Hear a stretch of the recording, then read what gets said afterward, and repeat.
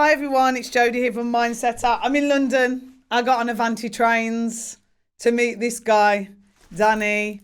Hey everyone. Price. Introduce yourself, Danny. My name is Danny fucking Price, actually. Yeah. But, for this, we'll call it Danny Price. Why not? My name is Danny Price, and I am the best way to describe it is I am a dickhead on the internet. We went to school, went to the same school. I was in the same year as your brother. Yeah. And we were really good friends.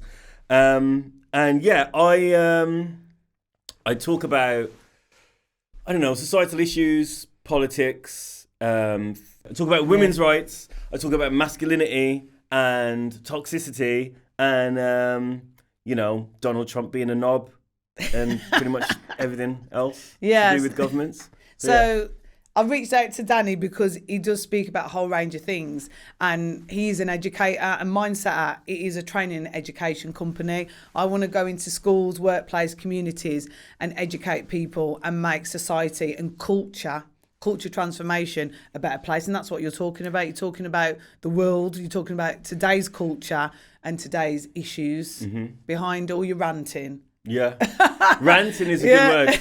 I mean, it is ranting. You have an important message in everything you say, and you educate people. I go onto your page when there is something going on in the news because I know that you're going to educate and you break it down in your Sunday videos. Talk about that because that's what's good about your videos is that you unpack all the news of the week and actually talk about it, give your opinion, and come at it at a perspective that most of us are thinking but can't articulate. Yeah, that's right. I mean, Things Noticed is like a video that they go up pretty much every Sunday. Although, I haven't done one in a couple of weeks because I've been in Barcelona. Must be nice. But no, I get the week's news and I just make it. Everything is facts based. Everything is an absolute fact. But then I just make it understandable and digestible for people, and then it's got my opinion attached to it, which is a good way to deliver the news because it means that I'm not doing it for a channel. I'm not compromised by any company or business or oligarch or anything like that, and I think it's the best way to deliver this authentic take on the week's news. And I translate that into my post as well, where it's between 10 and 20 slides, and it's just sort of sound bites in sort of text form and just very relatable language that people can understand and sort of be like, oh, now I get it. Now I understand what this is about. Whereas up until recently, or still now, the media has been making various societal issues complex. Where the way I see it is I'm obsessed with breaking it down and just getting it as sort of basic as possible so that people can understand. The media makes things complex because, they are owned by, many of them are owned by the government. I mean, you only have to look at the BBC to see that the executives at the BBC are Tory donors, and you only have to look at Rupert Murdoch as well from The Sun and whatever to realise that the media is compromised, and they deliberately make things too sort of hard to understand for people. So my mission for the last 5 years has been to sort of break everything down and make people understand. And you know what? Some people might not agree with it, but the facts are generally the facts. And the only thing you can really not agree with is if you're a total fucking prick or just don't like me. Do you know what I mean? And the thing is, it's important what your platform and what you put out there because, I go into schools and I go into workplaces and I help support behaviours and make sure everyone in the workplace is treated with dignity and respect.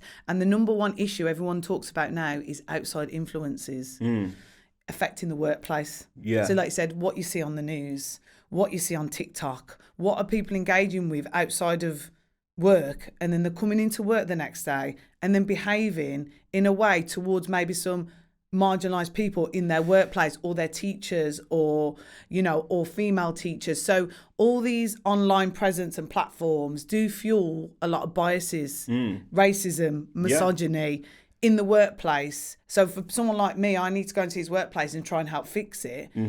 And we've got all this influence outside, all these news channels that are influencing negative stereotypes.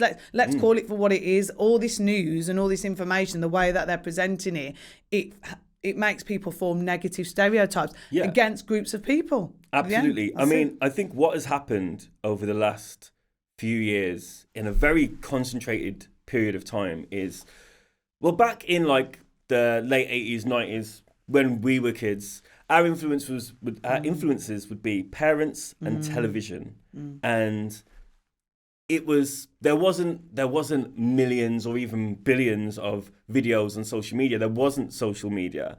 Our predominant influences came from our parents and the people around our parents, and they were generally quite good. You know, we all remember the stereotype of the kid that was a bully at school probably had bad parenting. Yeah. You know, now imagine that just with a kid who has access to millions and millions and millions of videos, and there are people out there that are making millions and millions and millions of videos as a way to make money. Do you know what I mean? A way to, let's be honest, it's bigots making videos that want to. What it is everybody wants you to think the way that they think. And if a guy can make money out of that, then that's exactly what they're going to do. And that's exactly what they're doing.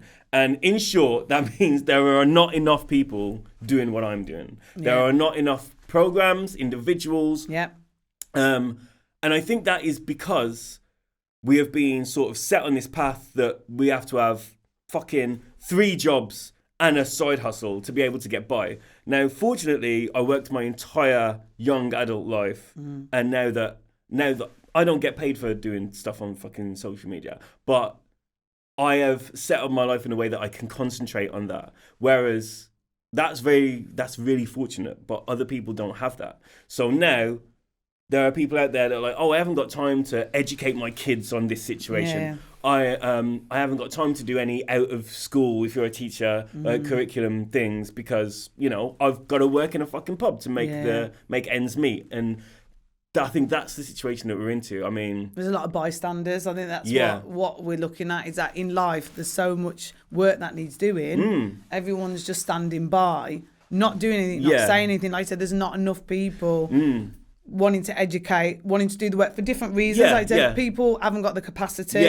And other people are just, there's still people today in Britain in 2025 that says that they've never seen racism and it kind of doesn't exist. There's still the gaslighters out there, let's face it. I mean, those are the people that are basically saying, well, they do see racism, but it works for them. They're not going to call it out, are they? Do you know what I mean? We've split off into different camps. We've got bystanders, we've got people that are trying to make change, we've got people that are gaslighters. You know, there's so many different groups of people. But ultimately, there's not enough, like you said, doing enough to try and change society, and and the culture that we're living in is toxic in so many different ways, isn't it? Yeah, it's such, it is an uphill struggle. That's literally exactly what it is. And work and life has blended into one now, hasn't it? Yeah. I mean, like, I don't have any hobbies. Do you have any hobbies? No, every hobby has to be monetized for us to be able to, to carry on doing it. It's ridiculous. I don't want to have to monetize my fucking hobby. Do you know what I mean? I want to go and just do something because I like doing it. Yeah. I shouldn't have to be thinking, oh, can I make this into something that can help me live a better life? People shouldn't be doing that. So I think everyone's exhausted. Like I said, from all the work. And we live in this toxic culture. Mental health statistics have gone up. Knife crime's gone up. Hate crime's gone up. Yeah. Everything's gone up in fact of everybody is mentally not in a good place, and a lot of people are living their lives with addiction, drugs, knives, violence, social media. How have we even got to this point? I mean, in short, everything's gone up apart from the quality of life. And I think what's happened is it's like a ratchet effect in terms of, let's look at it in a few different ways. The government, we had 15 years of the Tory government, and that was bad, and they were toxic as fuck. I mean, Boris Johnson called Muslim women letterboxes, and then Muslim crime rates went up. And then, like, they were bringing in various policies and laws that, like, you know, well, they cut £2 billion from youth services. And of course, like, we got rid of that government, but nothing went back. Nothing changed back to how it was 15 years prior. And so, like, it is the ratchet effect. Like, the government that comes in is not doing anything nearly as fast as it should be to help mitigate the effects of what we're feeling from the previous governments. And it will continue like that until real change has happened. Because what essentially people like Boris Johnson are doing when they're referring to people as letterboxes or picking an easy called black people is validating the racist guy who, up until a certain point, didn't think that his views were accepted in society because his views weren't accepted in society. Do you know what I mean? Yeah. And then that's like, obviously Boris Johnson did another thing about like talking about slapping women on the bottom. And like that then makes a sexist or misogynistic guy be like, oh, well, I'm validated now. Do you know what I mean? Yeah. I'm right now. And then that sort of, it's like the domino effect, but instead of there being lots of little dominoes, it's like every domino is slightly larger than the last one. Yeah. And if you have politicians doing that, and then also another way to look at it, the police, you have the murder of Sarah Everard, you have the Charing Cross police report, which found that police were institutionally racist, homophobic, transphobic, sexist. And then you've got multiple reports and multiple instances of police being, found guilty of misconduct. And so when people look at politicians and people look at police and they say, well, this person's doing this and this person's doing that, like that makes them say, oh, well, I'm not as bad as them. Yeah. I'm not a murderer, so I wouldn't murder a woman, but like I'm not that bad, but I can call a woman a stupid fucking bitch or whatever. And what you're pointing out there is a systematic influence. Yes. And I've read a lot of data, and ultimately racism, misogyny, all these toxic behaviours are upheld and promoted within systems, governments, police, education. That's why it breeds out into society. And then imagine, because so maybe the solution, I'm jumping to a solution, is how do we navigate these systems that are upholding all this misogyny, racism?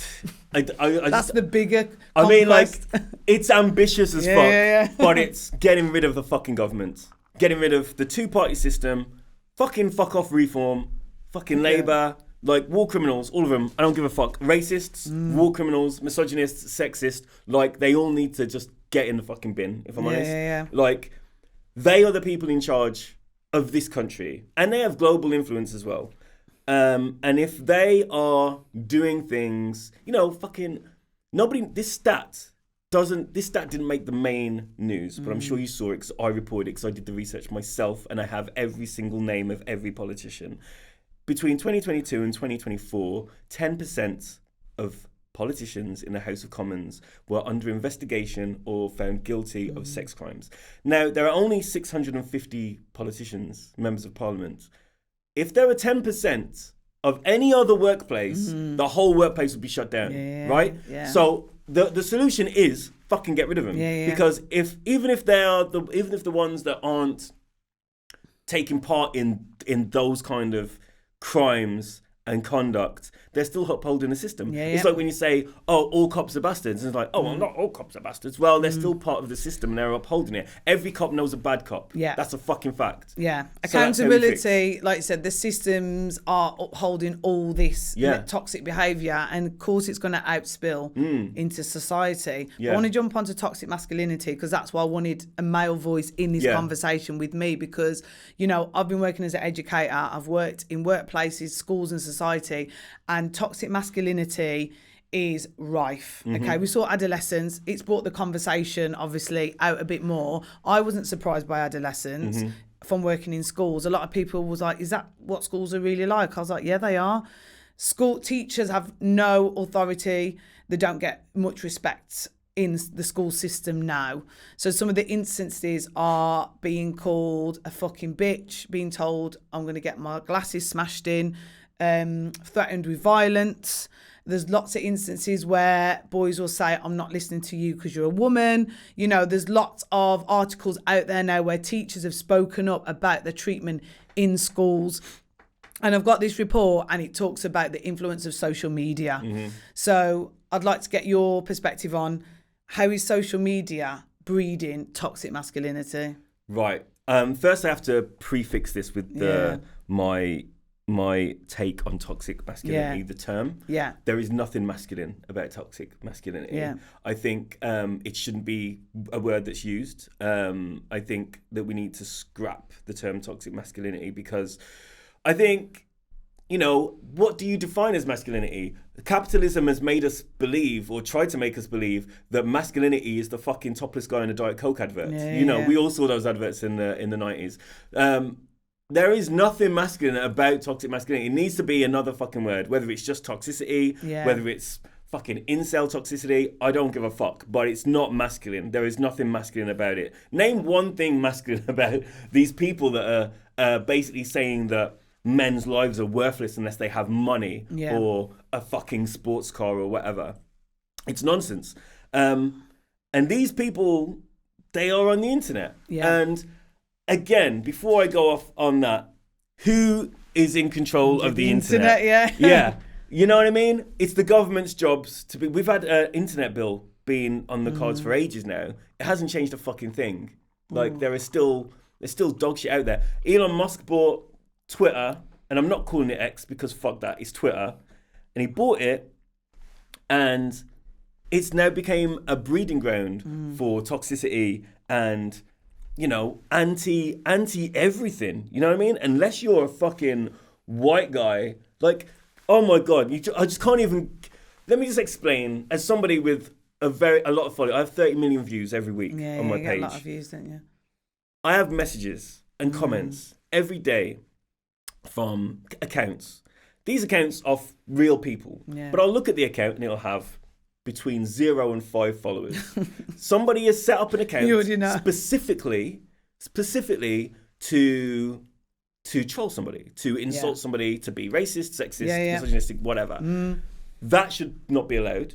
It shouldn't be allowed. I think you should have to be ID'd to use the internet, social media platforms. And I know that can be a controversial take, because I understand that some people, specifically women, have been victims of domestic abuse, and they can't have their real name on social media. But we can counter that. Do you know what I mean? And again, like, the cause of much abuse is men on the internet watching other men on the internet, like Andrew Tate whipping a woman with a belt or whatever. There's a statistic here, what I've got, and it basically says that some teachers reported children as young as 4 years old are referencing influencers like Andrew Tate. 4 years old. I mean, like, again, a 4-year-old shouldn't be on the internet.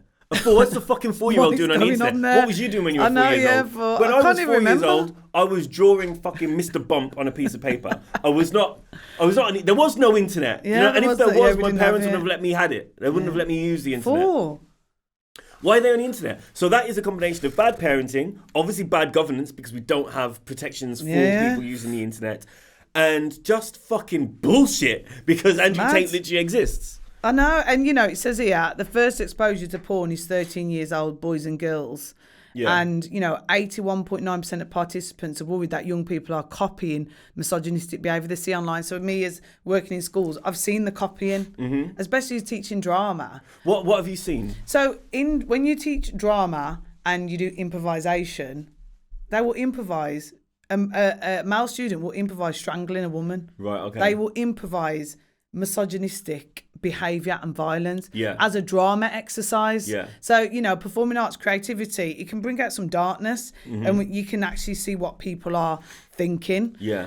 So that's where I've seen it. And then it's the everyday of fucking bitch, fucking slag, whore, slut shaming out of nowhere. You know, rating teachers on how they look. Female teachers.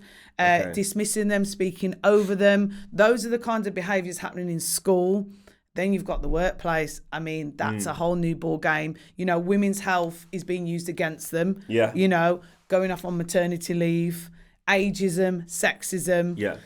So it's come to the forefront now, this toxic masculinity, this misogyny.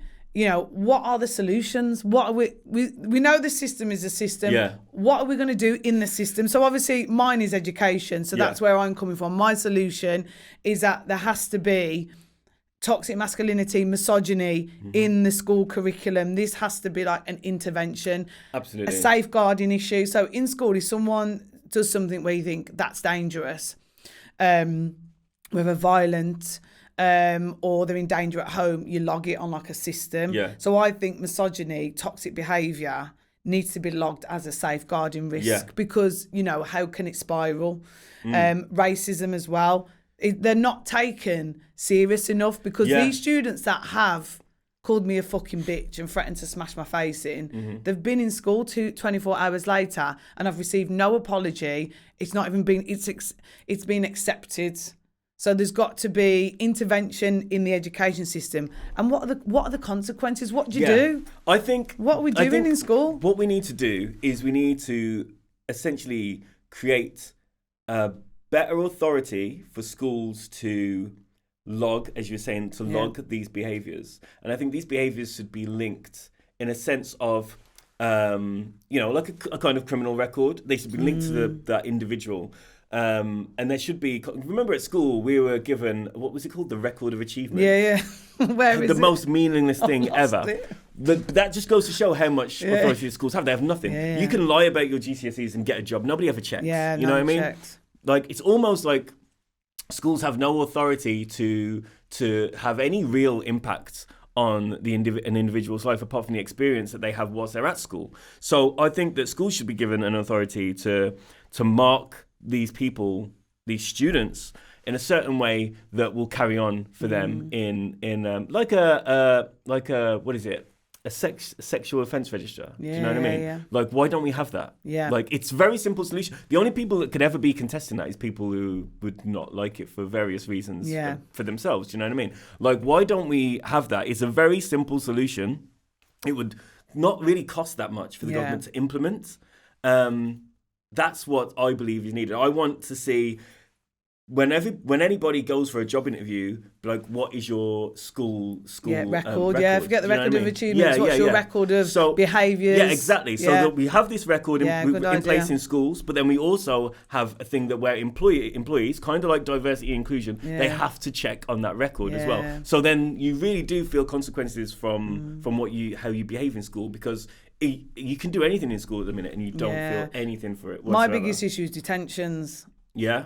You go to detention, it's either they just basically bring a book from the class and just like what are you learning detention, from detention? Back in the Where's day, the rehabilitation? Do you know what I mean? So detentions need to be more intervention. Yes, so, absolutely. You know, and my big thing is third parties, so a youth mentorship come in, and instead of writing lines and doing work, no, we're intervening these behaviours and these toxic thoughts with something to counteract it. So to me, if it's racism in the classroom or misogyny, there's a special detention for those people. You come, whether it's a training session, whether it's online learning, whether it's your local, if there's a youth centre left, or a charity to come in and do intervention. There has to be some kind of intervention. Yeah. Because in the workplace, if there is bad, behaviour in the workplace, HR intervene and obviously try and resolve it, and sometimes put people on training. Yeah. We need some kind of specialist detentions in schools, because you can't say, don't say that. Yeah. The end. So I think we need detentions and we need regular education. Like I said, the curriculum. Yeah. I mean, of Mice and Men, finally it's gone. Yeah. Some of these curriculums are out of date. I mean, Mice and Men, finally. I mean, why was it around for so long? That controversy sends me under every. And what was the other one? All the teachers that were just still like standing the ground, wanted it, thought it was okay to use the language.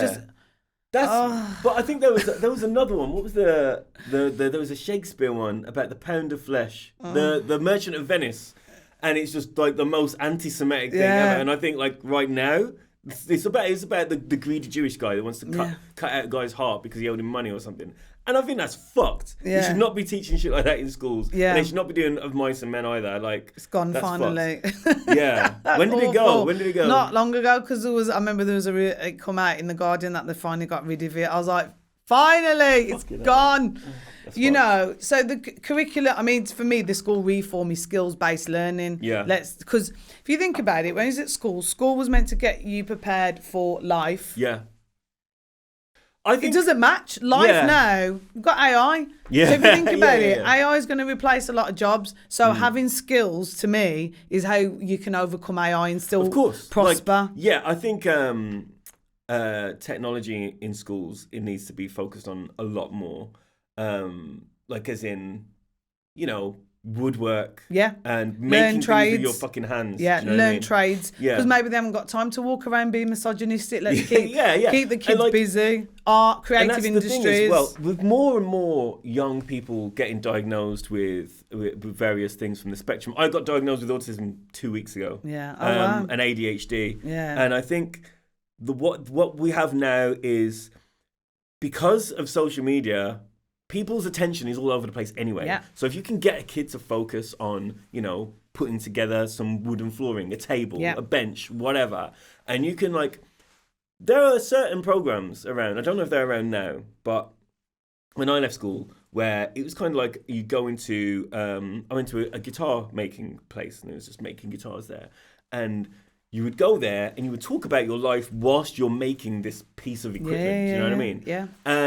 And I think there should be more things like that in schools where you can learn, but also be guided in terms of thinking as well. Yeah. And I think what it is going back to, You need life skills. Yeah. And we're going back to people and teachers not having the time to do that, or the government not having the money to put into out of school activities. Well, there was a report about the curriculum in GCSEs, and they have advised that they get rid of some. There's too many and it's too stressful. Because like I said, let's look at society now in GCSEs. Yeah. And if you don't get them all, you feel like you failed. Yeah. So why not come out saying, I can build this. I got electrician skills. Exactly. I've got creativity skills. I've learned how to produce music. I've learned how to do this. So we need to build skills for the future, and then life skills like being anti-racist. Yeah. You know, like being anti-racist promoting and a life skill. inclusion. It is. Yeah, it's because it's embedded inside it. A life skill. GCSE anti-racism. You know, GCSE misogyny. Yeah. You know, we've got to get the kids out the other side now with their mental health intact. Yeah. And skills, because you know, I've contributed to a lot of press about Gen Z in the workplace, task masking. Gen Z are going in work and not doing anything. Right. Why is that? Yeah. And it's loads of reasons. They haven't come out with the right skills and confidence. Yeah. They don't talk on the phone. They've been having phone lessons at college. Nottingham College have been teaching them how to use the phone. Yeah. Because everything's online. Of course. And I think there is, we do have to take into account that there was like a 2-year lockdown. Yeah. I know kids of my friends that have not had this. They've not been around to be in those vital years where they're going out in the world and communicating with people. They haven't had that. So I think we need to consider that as well. But I also think we do need government intervention, but we need some really fucking good billionaires to come into schools and be like, you know. Yeah. Because I think we need to reframe school as skills building. So if a school can think, right, how can we embed some skills into curriculum, such as people skills, empathy skills, bricklaying skills. So I think if we can reframe school as skills building and as teachers, how can we, you know, help build skills in young people? Because, you know, for example, if I teach English one day, I'll teach English, get them to write, but then I'll get them to stand up and present. Yes. So I'll try and help them with presenting skills. Those little things in the classroom, think, right, if I've done this academically and it's boring as hell, what skill, confidence skills, speaking skills, collaboration skills, like try and pull that out of young people. Yeah. I know it's hard for a lot of teachers because they're quite like academic minded, results driven. Yeah. Whereas if we can reframe it into, okay, how do we build the right skills in young people? That might help their mental health. That might help their behaviour. I think it will. I think the teachers with the academic sort of, what did you say? They want to get results. Yeah. But as I said previously, the results that kids get in school, like, nobody asks you for those results anyway. Nobody cares unless you're going to further education or whatever. So, like, I think trying to communicate with those teachers and saying, like, look, we want to bring in personal life skills. We want to get something personable out of a barrier. We've got mental health, we've got trauma, Yeah. And we've got neurodiversity all in the school system now. Yeah. And it will collapse because the schools, they cannot cater for, there's not enough staff. Yeah. They're all exactly. leaving. My school system kind of model is 20% in the classroom, 25% in the classroom, 25% online learning, 25% out with nature, and 25% creativity. Right. We need to break up that. Go in and sit at a desk, because we can't do that. No. After COVID, no one wants to come back to work and no one wants to go in an office and sit at a desk, do they? Yeah. So why can we expect kids to go in 5 days a week and sit at a desk and focus? Like I said, a lot of lessons, you know, depending on the context, whether it's SEND, pupil referral units, mainstream, they can range from 30-minute lessons to an hour and a half. But ultimately, the quality of work, you're not getting a good quality of work in school now, because there's lots of other factors that teachers are burdened with now. Yeah, and I think that's down to finances as well. Money, Like, I don't have the stats to how much money has been cut from schools. Yeah. But if 2 billion got cut from youth services, then, you know, I've got friends who are teachers who have been supplying their own school supplies and using their own money to get students to have these particular things that they need in lessons to learn and to advance. And I think, you know, it just seems like I'm beating the same drum, but the government just needs to put more money in. Right now, the government have got money to send F-15 fighter jets to Iran, but they don't have the money to, you know, like send to schools. Yeah. All the services have been bled dry. Yeah. And then, like I said, we've got so many people in society that are struggling. Workplaces, you know, workplace complaints, behaviour. You know, we've seen it. Someone posts something online and then the internet does the work and they're sacked. Yeah. You know, one of the biggest HR problems now is WhatsApp groups. Really? And social media, people sharing. Right. You know, WhatsApp groups saying things on Facebook. I saw because when you work somewhere, you look up people's social media, don't you? Mm. You know, so what are HR meant to do now if they can see someone from the workplaces posting right-wing content? Like, how do we counteract all this negative social media in workplace, in schools? I think that goes back to using ID for social media accounts. Realistically, like, it just has to be done. Like, I know that there will be some backlash from it, but we can't live in this period of time where, like, you've got people being racist or sexist or whatever. And I think, like, if you do that, then there will be consequences. You could lose your job, or you would lose your job. And then again, we're making bigots afraid, basically. That's what we need to do. Yeah. And I think it does take a multi-pronged approach, and it is really, really hard. And I think the best thing right now is just to speak to teachers. Right-minded teachers need to speak to other right-minded teachers. And maybe, I mean, again, it feels bad because it's like we're essentially asking people to do more work. Yeah, do you know it's what collective I mean? work, isn't it? We need people to come together, don't we? We need absolutely. the teachers, community, you know, all the government, you know. I think we're still, even though we know that the government is perpetuating a lot, you know, we've still got to call it out. We've still... Yes, of course. Can't accept it. So don't be a bystander. Yeah. Why is it so important for people to take action? Yeah. Even if they feel like they're on their own. I mean, I'm just going to highlight something you just said. Community is one of the things that we absolutely do not have right now. Yeah, we don't. Like, I remember being a kid and, you know, going to community centres. Like, I knew all my neighbours' names. Yeah. Right now, I live in the middle of London and I don't know any of my neighbours' names. Do you know what I mean? Yeah. Like, I think community is something that we have sort of misplaced along the way. Yeah. And I think that is also an effect that kids are feeling as well. Like, you know, how many of your parents' friends do you know? I know your parents, but they were friends with my parents. Do you know what I mean? Yeah. Like, we don't have that anymore. No. Like, not in most areas. And I think that if we did, and there was more, I don't know what it is. I don't know what has happened to make people feel and behave so isolated in a way. But I think that if we can get some sort of messaging out there that to just tell people to communicate and embrace community, then that would also help, because you know, just going back to, kids don't feel like they belong anywhere, and that's why they're on the internet. That is it, really, if you think about it. Like, I did a therapy, I want to say a course or whatever. It wasn't a course. I went to I did the Hoffman process. It's one of the world's sort of biggest sort of self-help therapy things you can do. It has a really good success rate, and you go away and you stay in this mad cottage with like 20 people, I think, was there. And the best way I could describe it is I took apart I just had a mental breakdown in 2019, and I took apart my life like it was a piece of furniture, and I put it back together with really strong glue. And like, I was really fortunate to be able to do that, and it changed my life, because if I didn't, I probably would have killed myself. Yeah. But like,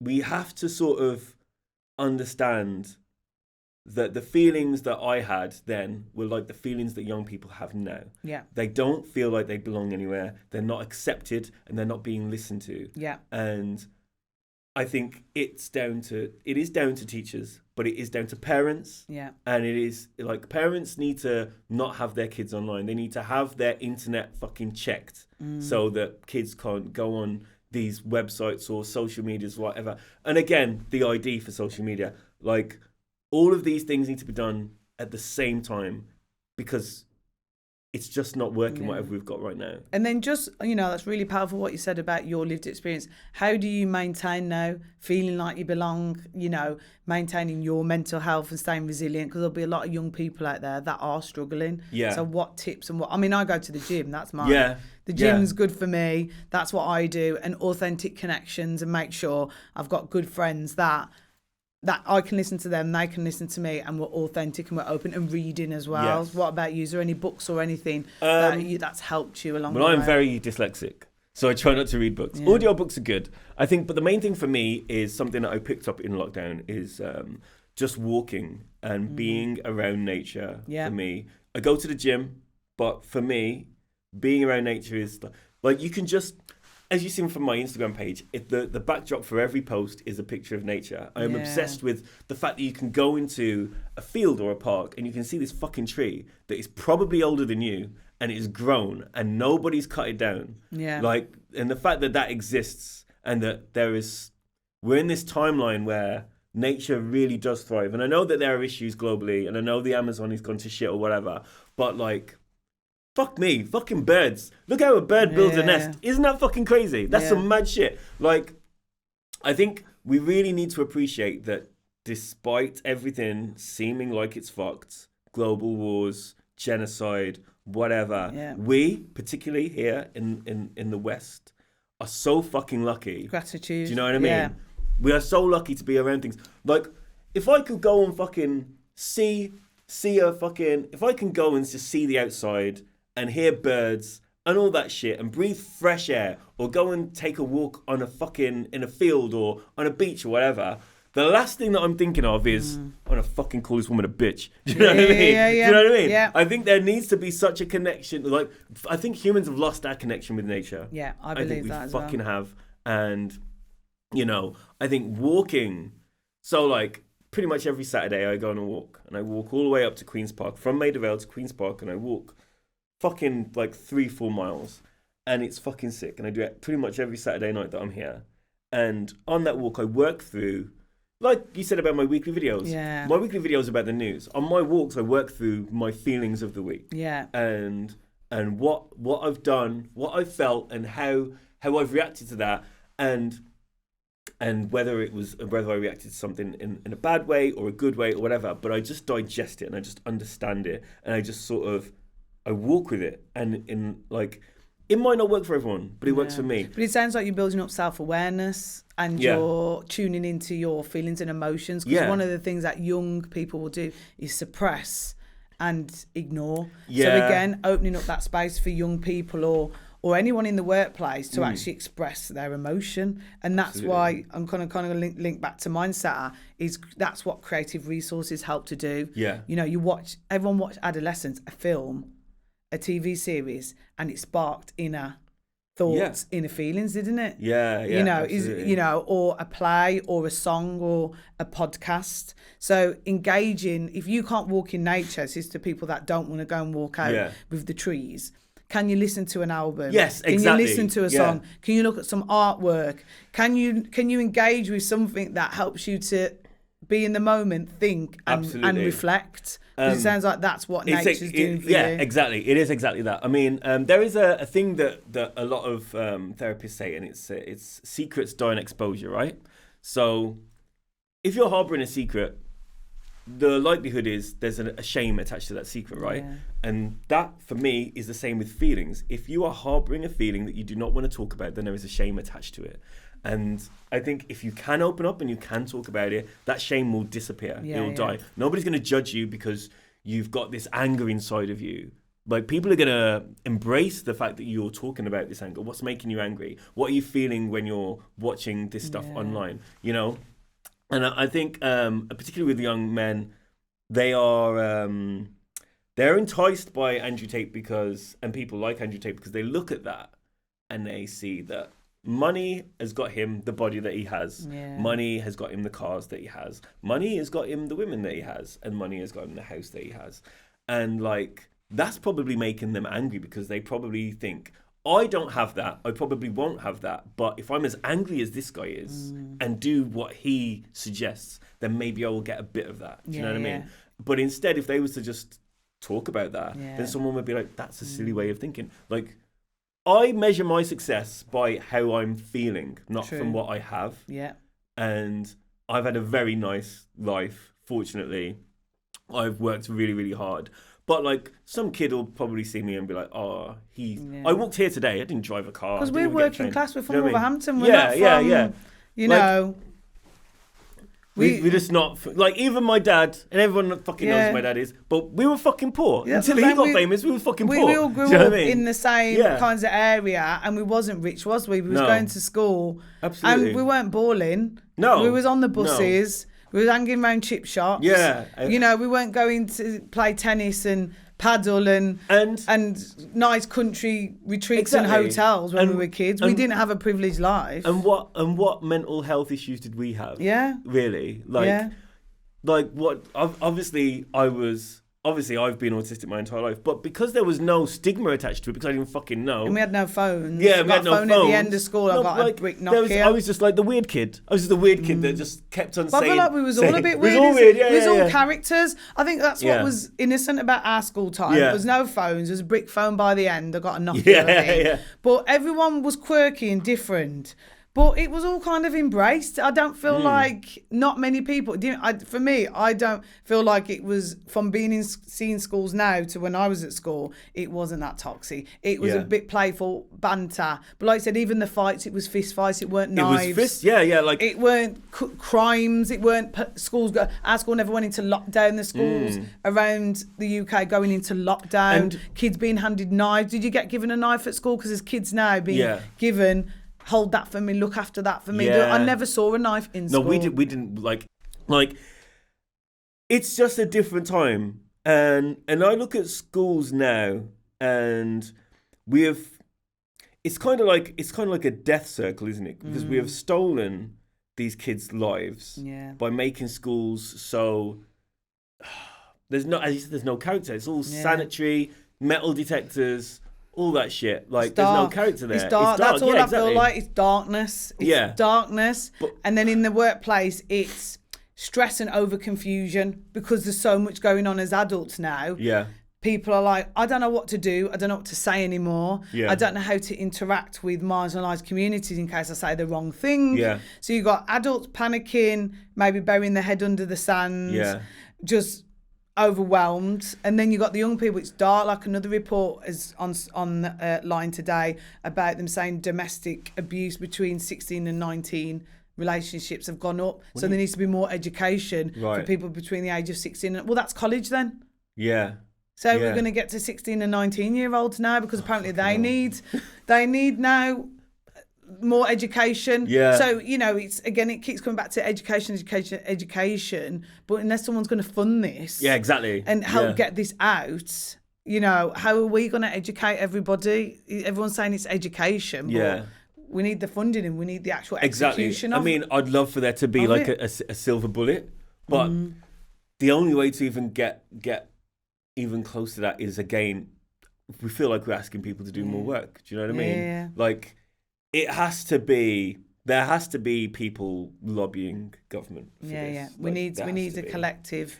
And the government probably won't do that. So that's why we need absolute change. Because when adolescents come out, they were saying they wanted to use it as a resource for schools. There's all these headlines. Yeah, I saw What's happened since? I've spoken about this. I've spoken about this on the video. I need to write to him. I'm actually going to campaign.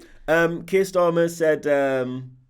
so I covered this a lot. Yeah. I know the people that made Adolescence, a great piece of work. Keir Starmer had a round table with the producers of Adolescence. So what next?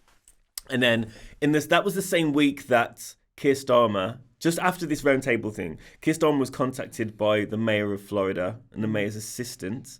That's Ron DeSantis' assistant. And he said, we have Andrew Tate in Florida because Andrew Tate had left Romania to go to America.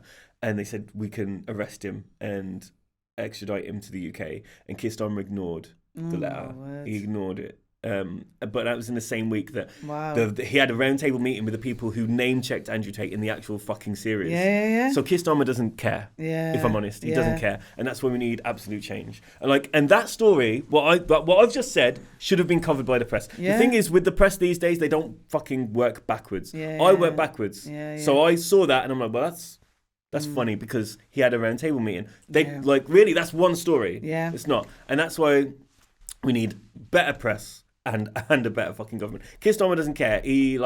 He's just doing things for headlines. Yeah. It's a fact. And it's scary because, like I said, we've got society needs support, education. And I think for me, one of the solutions, mentorship. You know, for like young people need mentors now because, like I said, everything's on the teacher hasn't got time. So I guess when you was growing up, when you was a young male, who did you look up to? Who was your mentor? Was there somebody where you looked at them as someone that kind of influenced you in a positive way? And what can that look like now? And is there anyone now that you still look at, apart from your dad, obviously? Kids need to be around kids that aren't in the same schools. Yeah. Do you know what I mean? Yeah. They need open the networking theory. Exactly, which goes back to community. Yeah, obviously. broaden. Because then network, meet new people. If you remember in school, there was like, Wensfield High is a rival school with Copies. That's bollocks. Like there was never a fight between Wensfield High and Copies. And my cousins went to Copies, and I met kids from Copies, and I was friends with them. Do you know what I mean? And I think that that exactly what you said. Open the network, and let kids interact with kids from different areas in your towns, different schools in your towns, and it sort of gives them breathing space in a way. Do you know what I mean? Because, if you're seeing the same kids every day and that's your life in school, and it's toxic. If you're in a friendship group and you're looking, thinking, I don't like the way that they're moving. You need to find exactly, and especially if you don't have a big family. Now, I have a big family, so people I looked up to when I was in school is Nathan, who's my oldest cousin, and then Anushka, who's another one of my older cousins. And of course, it was through them that I met the people that I was friends with outside of school that weren't in my year and whatever. And I think that's what kids. If kids don't have big families, I think there needs to be some sort of community set up where kids can interact with other kids. Because did you ever used to go to a fucking, what's it called? Wacky Warehouse or whatever when you're a kid? Do you know what I mean? Like the play. Yeah, that was the school trip. We go there and you make friends with other kids. And you don't know, these kids aren't from your school. Yeah. But like... And that's where youth services come in. We need where that's what we need. Young people can go to and engage in youth services and meet other people. Yeah. That's so instead of sat at home. That's absolutely correct. And those are the kids that I connected with the most, people that I didn't have to see every fucking day in my form. Do you know what I mean? Yeah. And those are the people that I ended up. I'm still friends with them to this day. Yeah, and coming off the phones as well. It's coming to do like whether it's skills building, creativity, not being on the phone, engaging. We've got to really. And a lot of schools are good with phones. They have got strict policies. It's not allowed if you see it, it's confiscated. So I feel like a lot of the schools are cracking down good about phone policies, which is good. But it's, what's happening after school, what's happening when the kids go home, young people, if they're just sat in the bedroom scrolling, we need to stop that as well. We need to get children out, find a new tribe, find another community, Yeah. rather than just your school friends, especially if it's toxic as well. Yeah, and they're still. I don't know if they have them, but they're still like, what happened to all of the football clubs, swimming clubs, Yeah. tennis clubs? What happened to Yeah. all of those? The Jenny Lee Centre, is that still a thing, the or Jenny Lee. is that Isn't it apartments now? It's a exactly Jenny Lee Centre. You go on. to Jenny Lee Centre, Yeah. and you do some fucking badminton or whatever. I used to fucking hate it, but I did Yeah. it, and I met other people, and I did something that Yeah. was out of school, and now it's flats or something. Yeah. Bougie that's apartments. a luxury apartment. Yeah, I think so. Really? Yeah, I think That's it a got perfect changed, like a example. housing estate. Like they just built new properties. Yeah. You know, but I guess, how can young people find a positive mentor online? Who do you see Yeah. online? Male positive mentors, or just because like if there's some young people watching, think, well, who are these people? You're one of Yeah. them. Who else? Who else do you look at or follow or think? Yeah. That they do great work.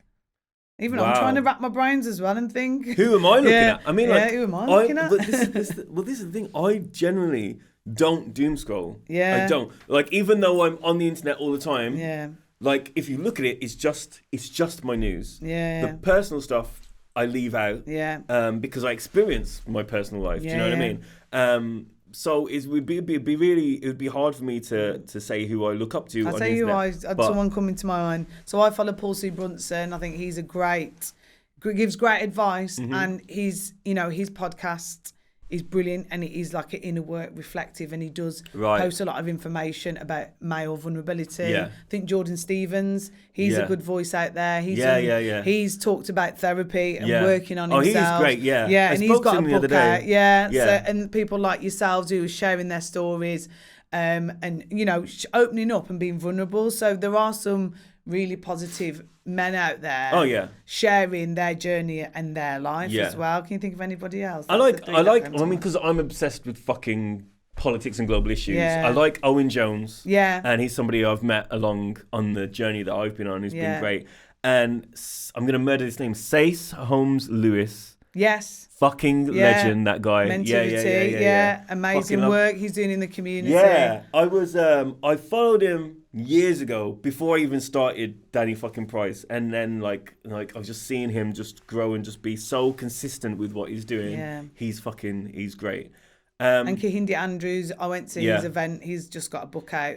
Yeah. Nobody Can Give You Freedom, about Malcolm X. Yeah. And Malcolm's theory and he predicted what was going to happen. So he's done some great work. He was going around Birmingham, looking at races in Birmingham, and then he went over to America, met Malcolm's daughter. So he's very much talking about, he's good because he's an academic, he's a professor, but he brings all the world problems under one umbrella. Yeah. Colonialism, genocide, war. He's really good at framing it and explaining it in a really good way, educational way as well. Yeah. So I think he's a great person that is looking at societal problems and opening up, and again, and sharing his lived experiences as well. Yeah. And that's what we need. We need people talking about their lived experiences and how they relate to societal problems. Yeah. What societal issue are you talking about if you have not experienced how that's affected you? Do you know what I mean? Like, how are you talking about whatever societal issue is if it hasn't affected you? Because that's the thing, like, that's why we speak about them, is because they have dramatically affected us. Do you know what I mean? Yeah, and I think with toxic masculinity, I think TikTok is the breeding ground. Yeah. But it all existed in the first place. Yeah. So I think it's always been there, but it's just evolved, and TikTok's the platform of where it's being expressed. So I guess for you, when you growing up, what was your ideology of what it is to be a man? Was there anything that influenced you, or anything you saw, or how did you build up your idea and of masculinity, and just thinking about it as you were growing up into teenage years? Well, as I referenced earlier, like, capitalism sort of was like, masculinity is big, muscly men, fucking nonsense. And I'll just be straight. Because there were various issues with my two parents fucking hating each other, I didn't get much out of either of those relationships for a long period of time. So I didn't have any reference point for any kind of masculinity at all. Yeah. And I think my neurodivergence, obviously in hindsight, looking at it now, in perspective, I think it was my neurodivergence that made me sort of go into myself in a way. In primary school, I was very fucking loud. I was the loudest kid in school. I was called the funniest kid in school in primary school. And I went to secondary school, and because of the issues at home, I sort of regressed quite a lot.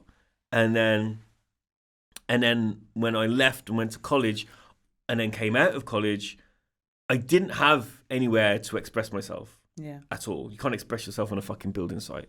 And for me, it was, again, the kids that I met outside of the school that gave me my sense of belonging. Yeah. And one of my best friends, Stuart Priest, I met his brother, Gavin Priest, who was probably 1 year older than me, and Stuart was probably 1 year older than him. And like, they were my mentors when I got kicked out of my mum's house. She kicked me out when I was like 16, I think it was. I went and stayed with them and their parents, and they took me in, and it was sick. And it was really funny because Julie, their mum, used to go to the bingo hall that my mum worked at.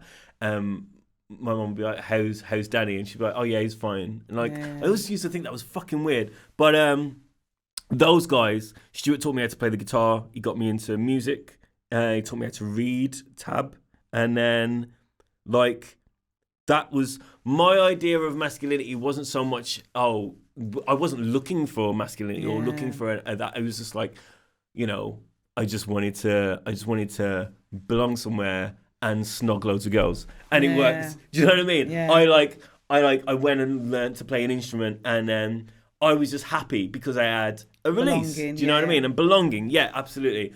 So I can fully say that my idea of masculinity when I was 16, between 16 and fucking forever, is being like a cringe thing. Masculinity, cheesy, it's cheesy. Masculinity to me now is a guy that can, you know, tell his friends that he loves them. My idea of masculinity is a guy who can raise his kids. My idea of masculinity is a guy who, you know, will walk fucking 2 hours to go and speak to a girl he likes. Do you know what I mean? Yeah. Like, masculinity and what we've been taught is bollocks. Like, if you think for one fucking minute that, like, all this nonsense in romantic films or whatever, do you think for 1 second that I reckon that I could go up and fucking start talking to a woman in a fucking supermarket like they do in the films? No, because that's fucking harassment. Do you know what I mean? Yeah. So like, my idea of masculinity is not the same. It's not. Yeah, that's what I was writing down. I write out, you know, with the toxic bit, a lot of men are acting out negative emotions. Like we said, the feeling is being suppressed or it's being projected on a woman. So I guess the next question I want to explore is, you know, who gets hurt by this toxic masculinity? We were men, and everyone gets hurt. Everyone gets hurt. Because when you start acting out negative behaviours and emotions, everyone's getting impacted by it. So if we can talk about the impact of this, what is it doing? Well, we know violent crimes have gone up. Domestic abuse, even from 13 up to 19 is prevalent now in young teenage relationships. They're suffering domestic violent, toxic relationships. I think as well, it's the idea that men are weak if they talk about their feelings. Like, I don't know if you have a person in your life right now. I'm single, But when you have had men in your lives, what were your views when they spoke about how they felt? So did any of them speak about in my early 20s, I'll be honest, if I had a boyfriend that cried, I would see that as weak, because again, we've all been conditioned, haven't we? We've been part of the conditioning as well. But obviously we've gone and then opened our eyes, broadened our perspective, and start to unravel what we was taught about ourselves, especially as black people. Unlearn, basically. You know, you get taught beauty standards is white and blonde and skinny. As a black person with afro hair, you get taught, you know, if men cry, that's not attractive and that's weak. So, you know, we're getting conditioned from film, TV, it's soap operas, everything. So even I, in my early 20s, was seeing a man cry as weak. I wouldn't want to engage with a man that cried. Yeah, that's fucking crazy. I know, it's crazy, isn't it? It's crazy. Even when I think about, but then I was kind of just walking around life, not stepping out and looking in, not zooming out. And that's, you know, that's what you do when you're young. Yeah. You don't really do the research. You don't read. You don't engage. Especially our generation, we didn't really get into politics in our early 20s. Yeah. I wasn't following politics or anything like I am now. Yeah. So it was a different time there. We just kind of walked through life, not really awake, I feel like. So do you think in some way that the young girls also need to be sort of not in a way spoken down to or whatever, just be like, there needs to be some communication. Give the space, because like now if I was in a relationship, I'd make sure I gave space to a male partner to be open and vulnerable. So what is a female's kind of, how can we support men is open up that space and allow space and encouragement to be open and vulnerable.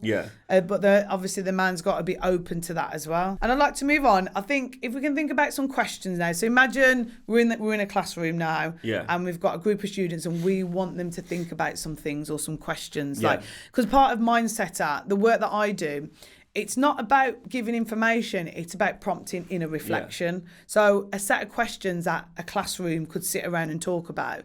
So one for me is, I would really like, if I was running a session, to ask every person in the room, male, female, whatever, how they identify, to share their view on gender and relationships. I think that would be a good signal for a teacher to see what people's ideologies are, or thought processes, because we need to be kind of checking, don't we? And I think in the workplace, if you have a training session on misogyny, ask everyone to share what their views are. We have to share the views, don't we, in a safe space? Because if someone has got some toxic views, listening to someone else that hasn't might help them. Like I said, that peer influence. Like, we need to understand what's happening within groups of people, whether in school and in work. So my question would be, everyone out there, is to share your view of gender and relationships. So that's a reflective question. Is there any reflective questions that you ask yourself, or you could ask young people to think about? If I was in a class now, and there's a group of kids, I would probably pick out 4 kids and get them to stand up, and I'd ask them, what do they want?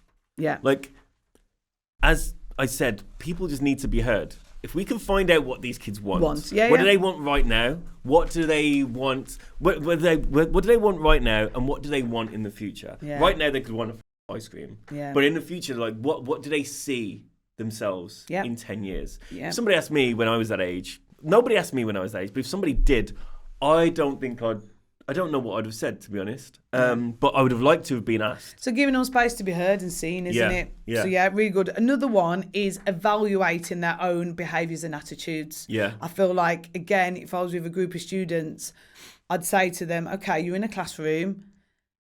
A male student has said to a female teacher, I'm not listening to you because you're a woman. What are you going to do in that? You witnessed that. What are you going to do anything? Are you a bystander?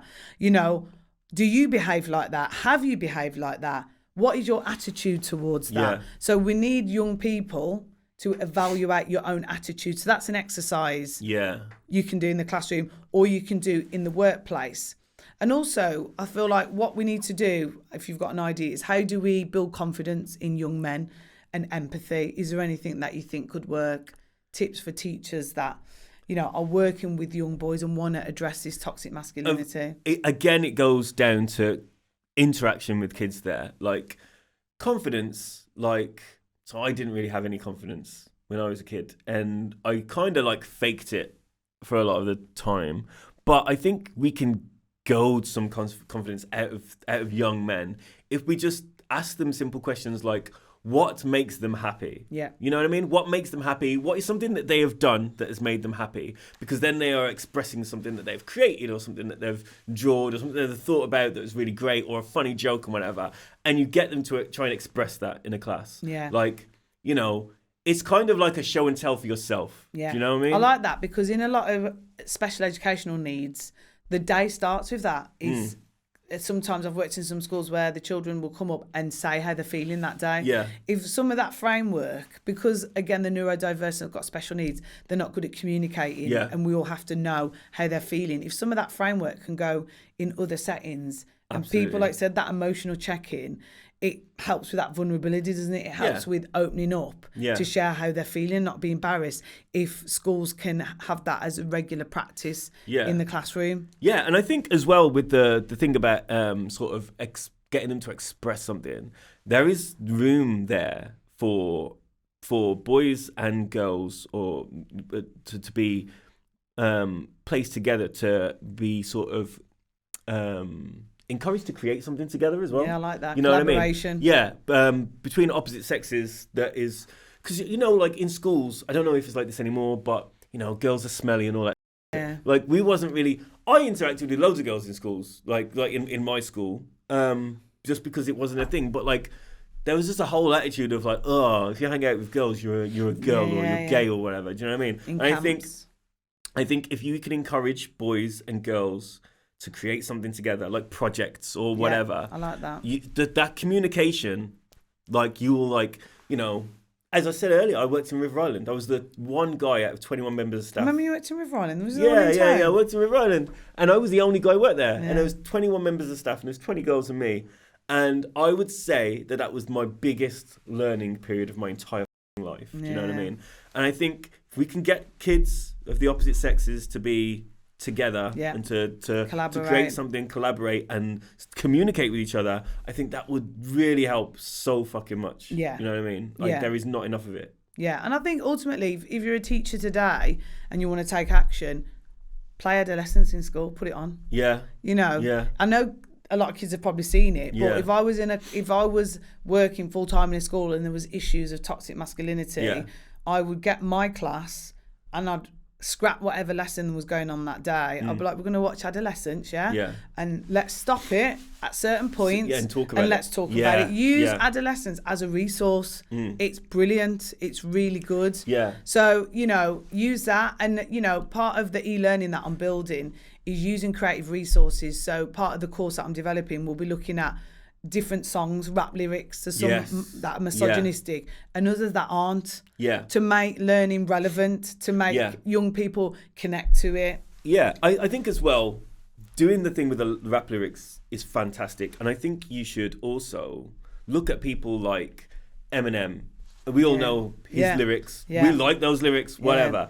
But if you look at his attitude over the years, now he has a daughter, now he's a grandfather and whatever, and you can show the difference to what is a show and what is reality to the kids, then that would be great. Yeah. Is there any other tips for young people that you would say for the workplace, if we're seeing misogyny or any toxic behaviours in the workplace, how should people call it? Because this is the biggest problem with workplaces, is that everyone's scared to say something. So if you was in River Island and you saw some problematic behaviour or any workplace, how would you approach it, or how have you approached it? Just tips for people at work. I think one of the most important ways to approach things that might result in conflict is asking questions. Yeah. Like, I think if you see somebody make a misogynistic joke or comment or whatever, say, why did you say that? Yeah. And like sort of try and because in a way, it's kind of embarrassing for the other person because they have to explain why it's funny or explain whatever. But it's also like you're engaging with the person, and as we've said multiple times, people want to be heard and listened to. So if I have seen instances of racism, or like if somebody's told a racist joke or a misogynistic joke, I'd say, why is that funny? Yeah. And you sort of get them, you get them to think, and you get them to understand that it isn't funny, that you don't get it. Do you know what I mean? Yeah. I think entering those kind of situations as a wall or as like an attack is not the way to do it. No. I think asking questions is so key. Questioning tactic, and that's one of the strategies I always recommend, because the days have gone where you go, you can't say that. You're just opening up for why can I not say that? Oh, you can't say anything these days. Yeah, exactly. You're all woke. The whole woke. So why is that funny? Or what do you mean by that? That's one of my tips. Yeah, absolutely. Or getting them to repeat it. It's like, can I just check? Did you say?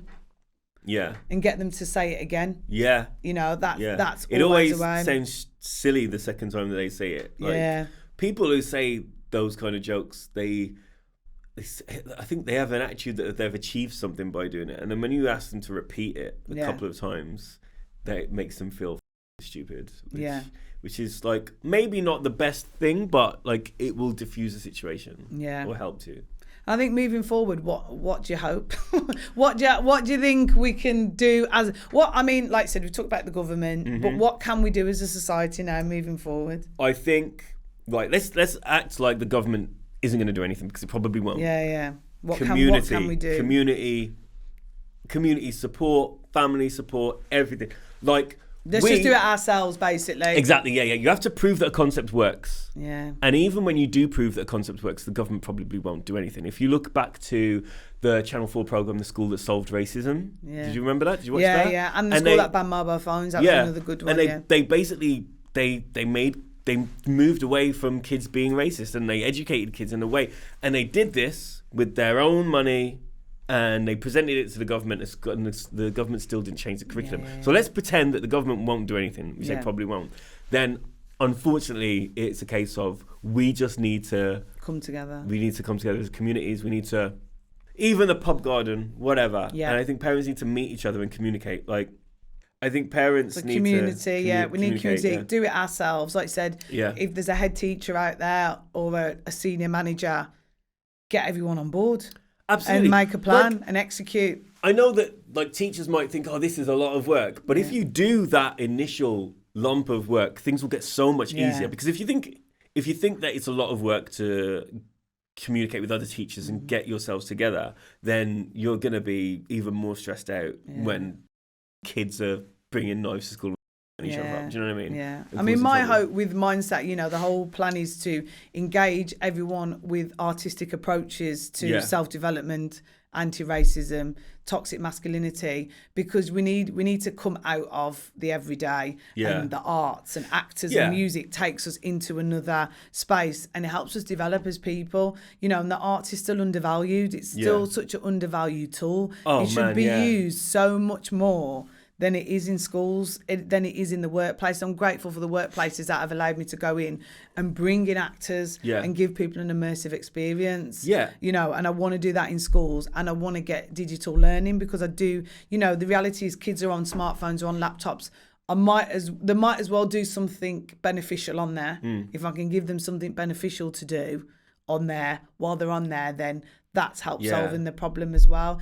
So I'm kind of putting it out there to people that want to engage in helping to educate in a creative way to reach out to me. And once I'm developing this e-learning, I'm happy to give it out, to say to some schools, look, you can have some for free. It's not for me. It's not all about capitalism, making money. It's about legacy, agency, and making some change out there and really helping change society. Because, like I said, I think we've got to act like we've got to do it ourselves. Yeah, so that's what I'm trying to do. That's what you're trying to do. There's loads of people out there doing great work. And I think if we all get ourselves organised, we can make changes, can't we? I think, with that as well, everybody that is... I did a talk, I think it was Leeds University years ago, and it was when I was working in music. And one of the last lines that I said was, if everybody was looking out for the person next to them, we'd all be in a much better place right now. And I think what you've just said, as in people that are all doing individual things, like there needs to be some sort of communication between all of them where you can all help each other out, and like you can come to London and do a thing down here, and other people can come up to Manchester and do a thing there, and sort of cross-platform everything and sort of just work together and just be a lot more united front. Do you know what I mean? So what's your predictions for 2025, the rest of the year? What do you think is going to happen? Oh my God. Like, what do you think? Do you think for in the world? Will it get better, or will we kind of get worse before it gets better? It's going to get worse before it gets better. Yeah, definitely. The tipping point. Like, what right now in 2025, we're going through the same thing that we went through back when we was at school, as in we've got one of the most powerful countries in the world trying to invade loads of people in the Middle East, say that they've got nuclear weapons or whatever. That's some George Bush shit. So I think it's going to get a lot worse. But I think, as much as I hate social media and what various people on social media have done, I do find myself being grateful for the opportunity to speak about real news and to look through the propaganda and to counteract the propaganda. And I'm grateful for people who are opening their eyes and seeing it for what it is, and seeing that the common denominator is the people that are the people in the government who are telling you that foreigners are trying to come over and take all of your fucking benefits and whatever. And the reality is, if you stop fucking bombing other countries, then there'll be less immigration. So even the racists can get on board with that, you fucking cunts. Anyway.